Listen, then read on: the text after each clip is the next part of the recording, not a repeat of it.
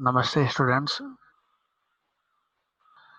I am Dr. Aziz Mohammad Khan from Department of Food and Biotechnology, Jyoti Vidyapith Women's University, Jaipur. Today I am going to discuss about the topic handling animals, immunization and raising antibodies.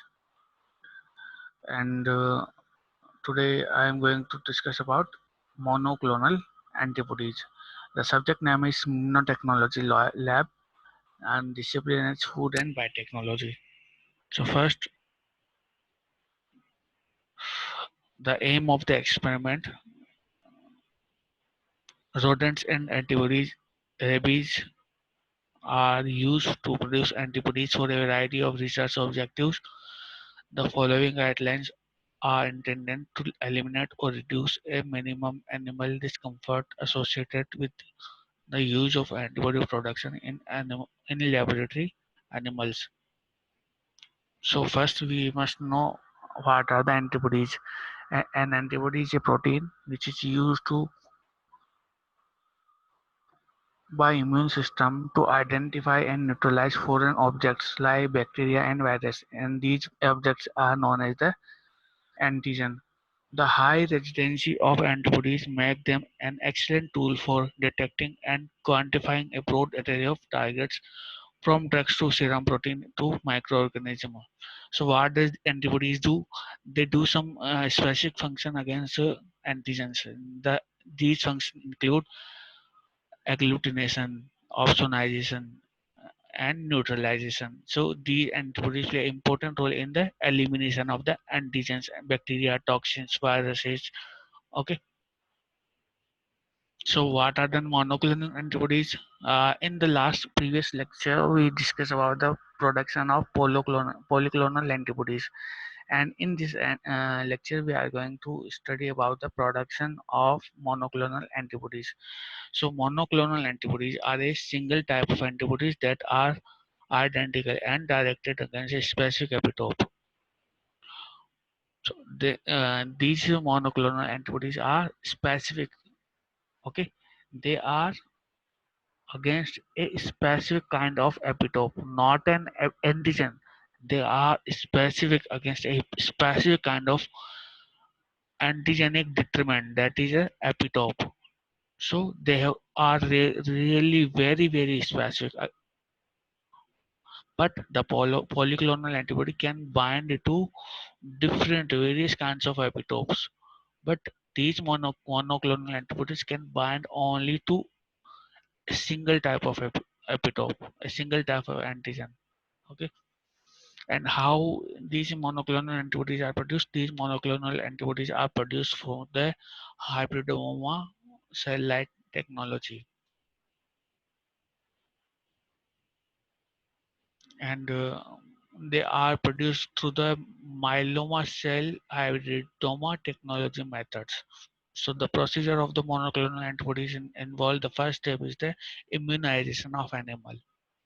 The mouse is selected. For example, the mice is selected in this experiment. The mice is immunized with the particular kind of antigen.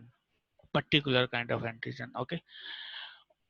So this is mice is immunized, and immunization is conducted using injection, and two in every 2 to 3 weeks we give some injections to immunize the animals. So now the second thing is, after immunization, the immune system of the mice produce some specific kind of antibodies. Okay. So the immune system when produce some antibodies, we screen these antibodies. We start to screen these antibodies that by and how we screen this. We take the blood samples of the mouse, not the complete mice. No, we take only the blood samples of the mice so that we can assure that there is an production of monoclonal antibodies. And how do we screen the antibody production? We screen by the process such as enzyme-linked immunosorbent assay or flow cytometry. These are the techniques which is used for the screening of the antibody production. The next step is isolation of spleen from animal for antibody production. When we are assured that the mice is producing antibodies against the antigen which we inserted, which we injected, then we are assured we take the spleen cells of the mice. Okay, what are the spleen cells? Spleens are the immune organs in which the antibodies are present. So we take all the spleen cells so that we can isolate the antibodies from these spleens. Okay, but if the titer of the antibody production is low, the mice can be boosted until an adequate response. Then the mice particular uh, concentration of these antibodies, we can come isolate the whole spleen. Okay, when we are assured that there is a sufficient amount of antibodies can be produced from spleen cells, then we can isolate the whole spleen cells, but not when the antibody are in low quantity. Next is the production of monoclonal antibodies through hybridoma technology. So we have spleen here, we have cells of spleen here. Okay, now we take some special kind of cells which are known as the myeloma cells. What are the myeloma cells? Myeloma cells are the cells which have the capability to divide regularly, irregularly. So these myeloma cells are just like the cancer cells, and these divide indefinitely.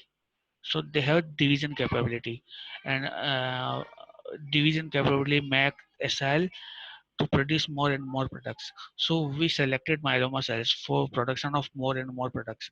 So using the hybridoma technology, we fused our spleen cells with the myeloma cells. Okay, we fuse our cells with the myeloma cells.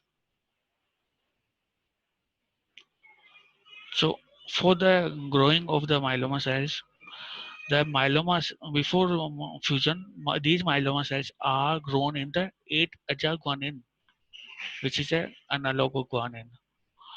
And myeloma cell lack HPGRT, that is hypoxanthine phosphoribosyl transferase enzyme, which is responsible of synthesis of nucleotide. The cells are then screened in the head hypoxanthine aminopterin thymidine medium, which blocks the pathway for nucleotide synthesis. So we select this media head. First, what we do, we treat the myeloma cells to grow in the 8 guanine. Then we grow these myeloma cells with spleen cells in a head medium as a hybridoma technology. Okay. Next is screening of hybridomas. So as we know that we grown our cells in the head media. This is this media. So myeloma cells do not have the nucleic acid pathway synthesis. So and B cells, nucleotide synthesis pathway is also blocked.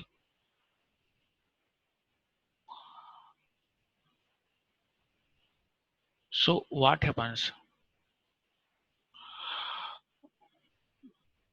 Myeloma cells have been genetically engineered such as they cannot be used hypoxanthine and aminopterin and thymidine as a source for nucleic acid biosynthesis and will die in culture. Okay, so these two cells will die in the culture, and only hybridoma cells will survive. Okay, B cell will die in the het medium, and myeloma cell will die in the culture. After hybridoma, the unhybridized cell of myeloma cells and unhybridized cells of B cells will die because these lack some nucleotide synthesis. But hybridoma cell can survive because they have long lifespan and they do not lack any nucleotide synthesis. They have nucleotide synthesis capability. So only these hybridoma cell will survive, and B cell will not survive because of lots short lifespan. Okay, so what does the myeloma cell? What is the property of myeloma cell? They do not have any property for the nucleotide synthesis, so they will die. B cell have nucleotide synthesis capability, but they have short lifespan, but so they will not survive. The hybridoma cell will be able to divide regularly. Okay, they have uh, they have nucleotide synthesis capability, plus they have longer lifespan. Okay, so they will survive. Longer lifespan is received from the myeloma cell, and the character of nucleotide synthesis is occurred from the B cell. So this is the hybridoma cell of both of these two cells. So they will survive. So after isolation, after selection of the hybridoma cells which are alive, we culture these hybridoma cells in culture, clonal culture. These are the microtiter plates. So we provide the culture media to these so there are only few cells. We provide the culture media in one cell per well. Okay, we provide the culture media, and after few times the cells will divide irregularly, and they will multiply. So this is the culturing of hybridoma cells for the production of monoclonal antibody. And the next step is the screening of desired antibodies. So first we screen the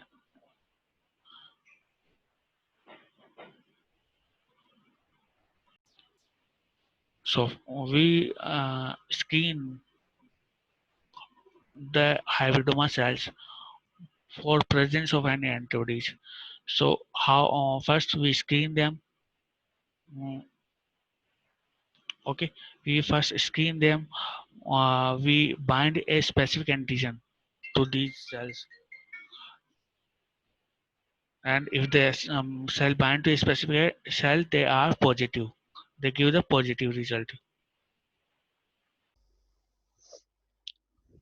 After getting the positive result, which is the screening, after screening, we select the desired antibodies. Okay, we select the desired antibodies. This is the complete process of production of monoclonal antibody. In this, first we immunize the mouse, and the antibodies are produced from the mouse immune system, and we isolate this spleen cells from the mouse.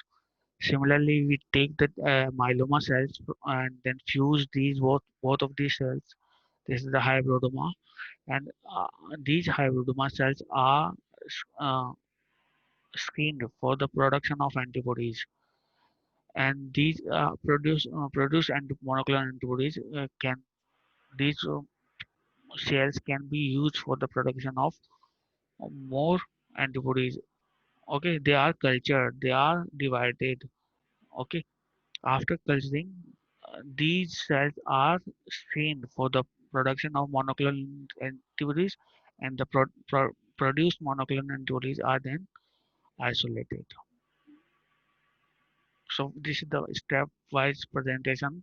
First, we immunize the mouse, we isolate the myeloma cells, then we fuse the cells with myeloma cells, then we allow the uh, unfused B cells and myeloma cells to die. Okay, unfused B cells and myeloma cells to die.